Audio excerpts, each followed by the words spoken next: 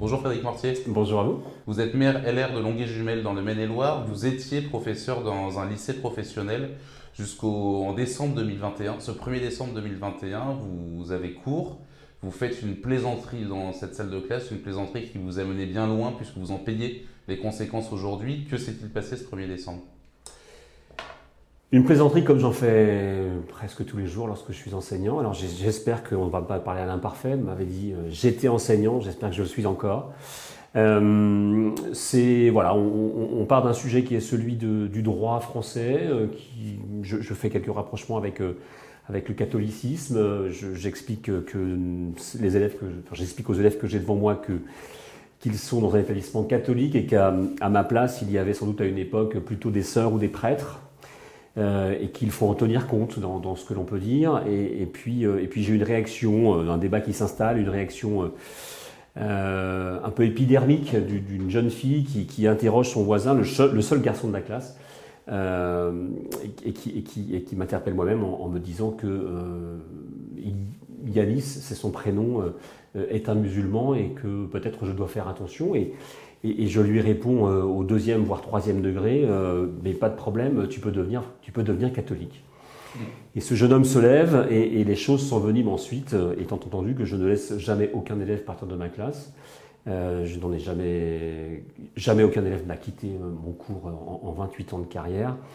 Je n'ai jamais mis un seul avertissement, une seule colle.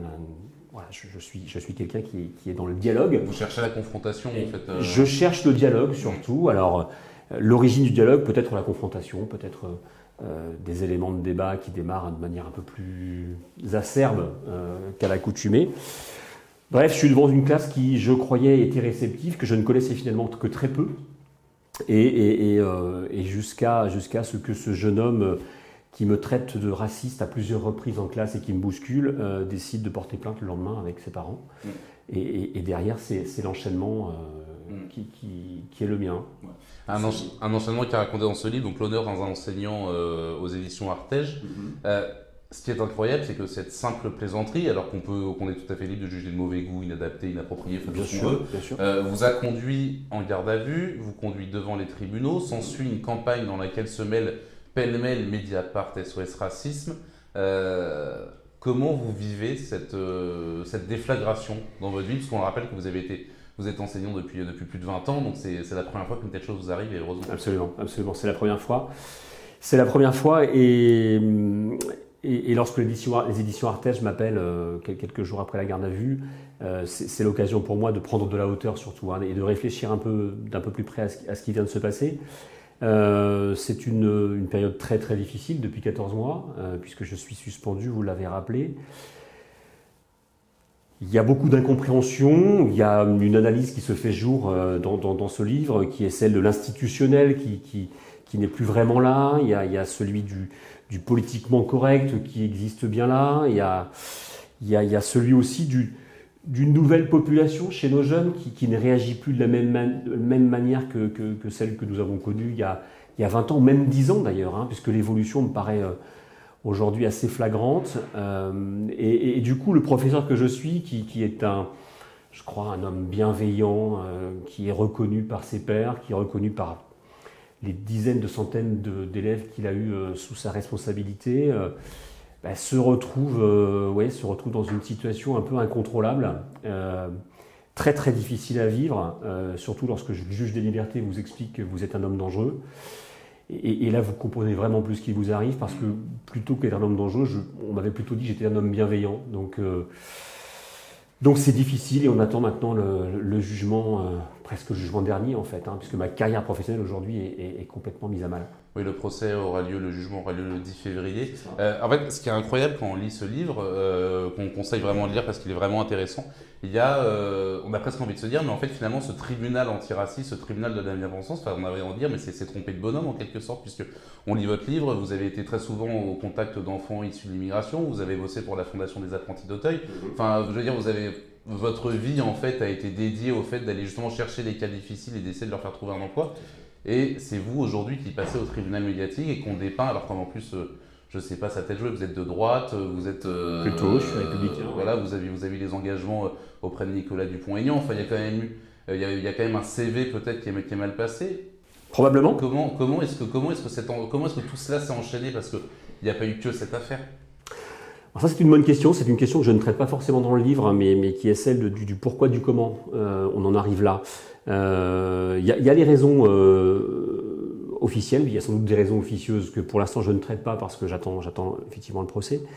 Sur les raisons officielles, je l'ai un petit peu dit, c'est une institution qui n'est plus là, hein, un enseignement catholique qui n'est plus là du tout, une direction diocésaine qui n'existe pas, un rectorat qui ne veut même pas l'entendre parler malgré tout ce qui a pu se passer dans d'autres situations. On va revenir sur les autorités D'accord. scolaires, sans problème. Très bien. Et puis encore une fois, il y a un juge des libertés qui vous dit que vous êtes dangereux. Et vous avez rappelé mon engagement. J'ai toujours été un enseignant qui a aimé travailler avec les jeunes les plus difficiles.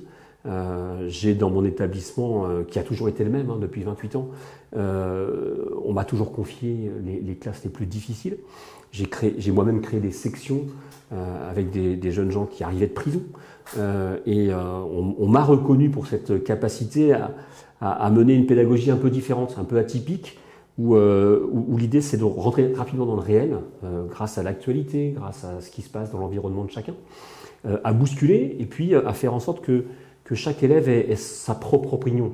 Il ne s'agit pas pour moi de donner une opinion, on est très loin de l'évangélisation des années qui ont été les miennes au départ de mon enseignement.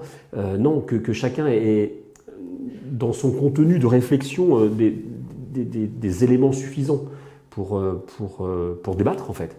Et ça c'est mon leitmotiv. Donc je démarre toujours un cours de la même manière, c'est-à-dire quelle est l'actualité, comment ça se passe, on engage un débat et puis on raccroche le cours et en fin de cours on fait une synthèse de ce que pense chacun, dans le respect de chacun, dans la bienveillance de chacun. Et là cette fois-ci ça n'a pas été possible en fait. Ça n'a pas été possible parce que probablement ces élèves, je ne les connaissais pas assez. J'étais sur une année avec 240 élèves, je les voyais 1 heure par semaine et je n'ai pas pris conscience en fait des réalités qui étaient face à moi. Vous n'avez pas vu, on va dire, une nouvelle jeunesse arriver, une jeunesse avec moins de recul, moins peut-être plus sourcilleuse sur les questions, je sais pas, d'honneur, d'orgueil, de ce qu'on veut. C'est ça que vous avez avec du recul, c'est ça que vous n'avez pas vu? Probablement. Cette génération Z issue de l'Y, issue de la X.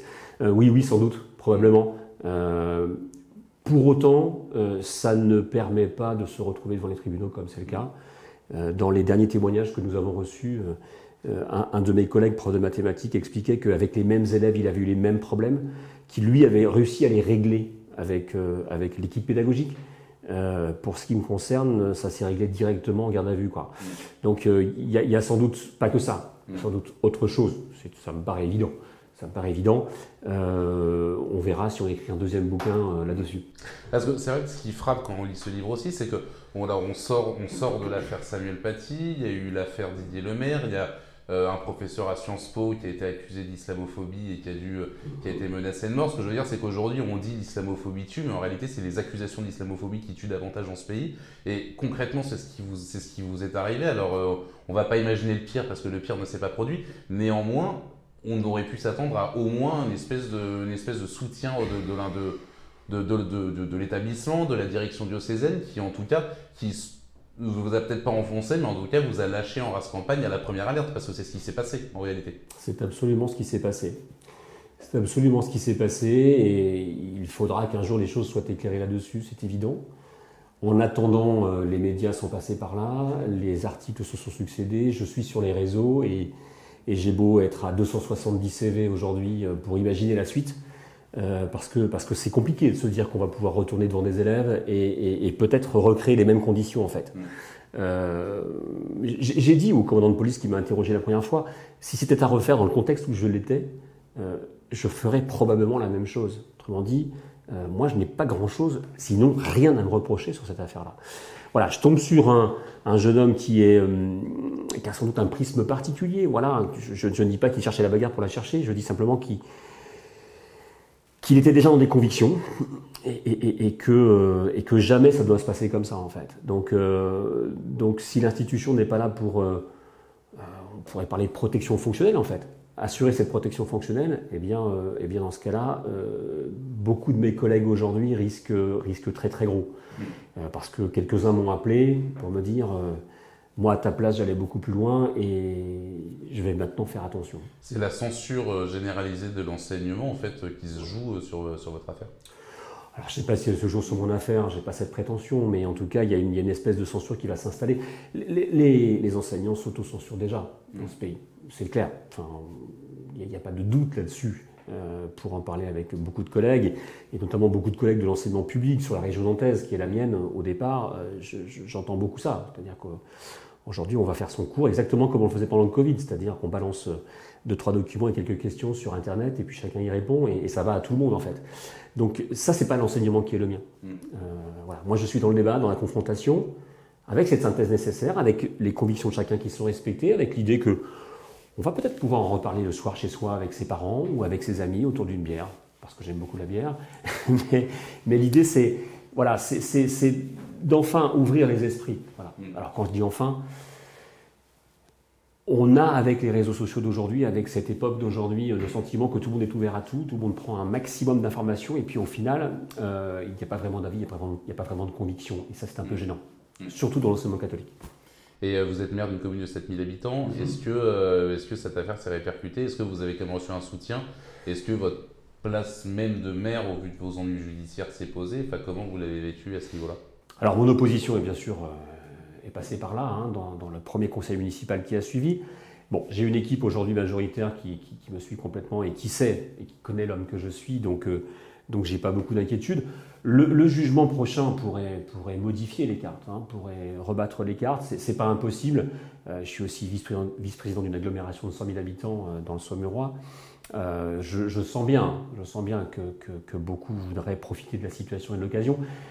J'espère que non, parce que c'est une affaire privée, c'est une affaire professionnelle, et que si erreur il y a eu de ma part, peut-être imprudence, on va le dire comme ça, peut-être imprudence dans un contexte que je n'ai pas saisi.